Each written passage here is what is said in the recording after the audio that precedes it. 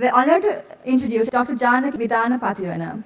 Dr. Janaki is a public health consultant and director of planning at the Ministry of Health, Sri Lanka.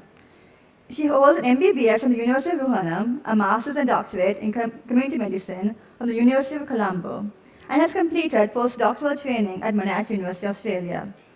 With extensive experience in public health, she has held leadership roles at the National STD, AIDS Control Program, the National Cancer Control Program, and Policy Development in the Ministry of Health.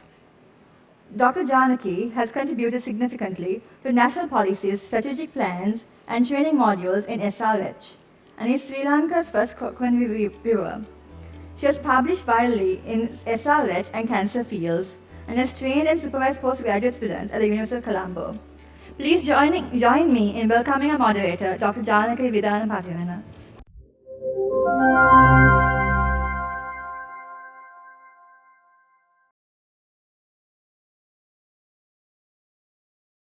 Then we understand two countries, and there are a lot of root causes in that. So the divorce and love affairs, not to stop it, but there are some root causes. It has to be in-depth analysis of these things. So when considering these things, these overcoming of these challenges, we need some sort of multi-sectoral stakeholder meeting, and we have to analyze in-depth analysis we have to carry it out. So, and also we understand there are some policies adopted in South Korea, it failed. But we have to do it in a very, the proper manner and understand of the evidence of the worldwide evidence. And also we have to target it for life course approach from the preconception to old age, including palliative care. When we consider Sri Lankan situation, you know we are providing free health and free education. There are certain problems, out-of-pocket expenditure is increasing. So then when we consider our preconception package, antenatal package, and postnatal package, and early childhood package, it is almost 100% equitably, we understand it provide free of charge and equitable service throughout the country. But there are certain things we can understand. There are some challenges and lacking areas also. And also that now fertility rate is decreasing, and the marriages are decreasing, drop childbirth. There are certain things. We have to understand the root cause of that. So certain number of, only few number of people can enter into the universities. So others, they have to spend for private universities. So then they have to expend those things. No soft loans schemes for the education. So then other thing is postponing birth is another problem of fear of child protection. We don't have structured, registered, quality child care centers for the people. So there are few things, but those are really expensive. Other child care centers, we can't rely on the quality that they are providing. Those are the problems we have to think about the policy adaptation. And the contraception prevalence, access to services we need to improve. So then you ask, then how when the fertility rate is decreasing, why you are promoting contraception? We have to understand it is a sexual right. So you can't decide my fertility rate. I have to decide about myself. And this is my body, not your body. So if they need, because it is different from one person to one person, their choices, their plans, future plans, we have to consider. We have to, both we have to promote. Then next one is, yesterday's session, most of them were there here, age-appropriate comprehensive sexual education. So you understood, two experts from the Ministry of Education, we identified there are major gaps in our sexual education. It is purely based on the abstinence-only comprehensive sexual education.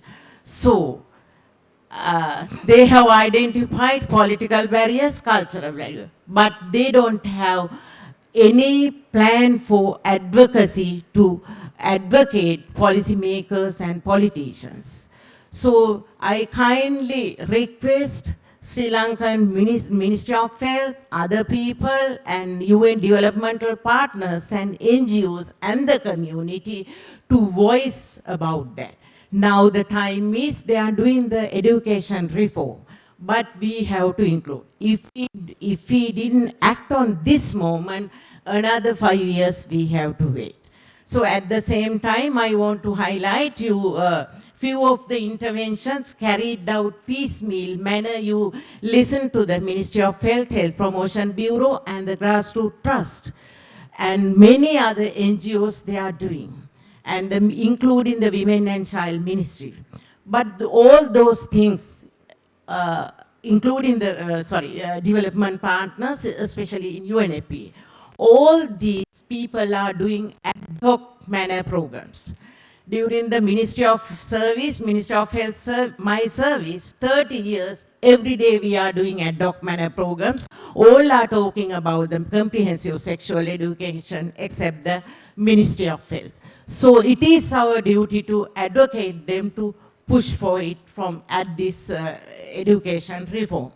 Then next one is, so at the same time, we have to develop different things, especially for the university, the students. We understand there are a lot of problems on SRH they are facing at the moment. We have to use, because they are really educated crowd, we have to use different artificial intelligence methods for promotion of sexual and reproductive health. Then coming into the LGBT community, among them, I think next session they will explain how the Ministry of Health is doing the very innovative programs. I am not talking about at the moment, but I want to highlight there are 2 punitive laws in the country. So it has the same-sex relationship is prohibited, and the vagrants ordinance that will misinterpret by the legal officers.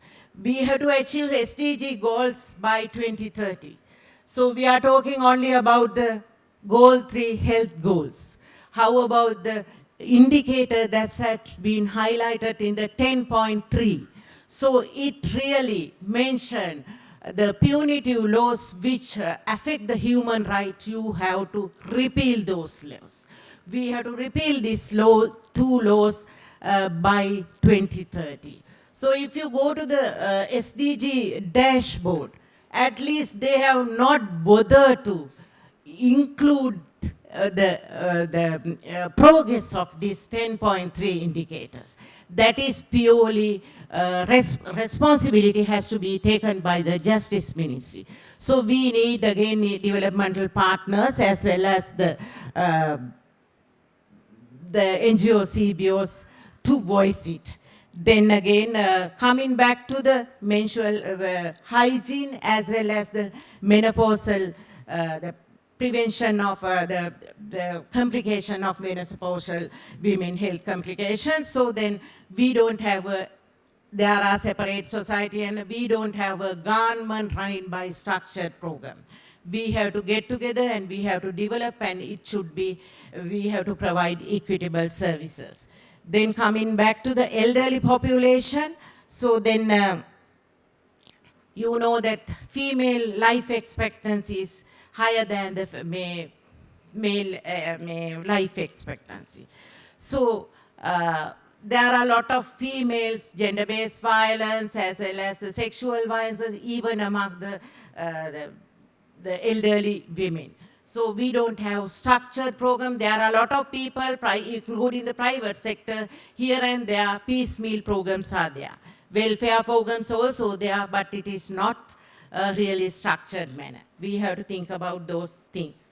So there are many more things. Finally, again, I want to tell you, so then regarding the love affairs and the divorce rate, just not looking at the broad term, we should do a root analysis and get together and we can do a better program. I think we need to do a thing.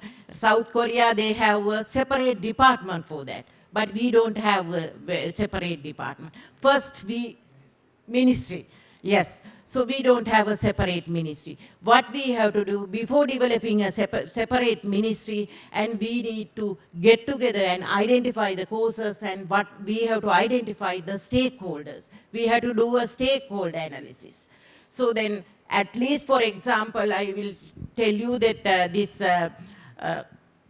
school curriculum committee, only the Ministry of Health, universities, and the education sector is there. No, they are not bothered to invite the civil societies and NGOs. Those are the real situation. The community, NGOs, and the other ministries have to get together, and we have to push for good policy formulation and strategies. Thank you very much. Thank you for being with us. We will conclude this session. Thank you.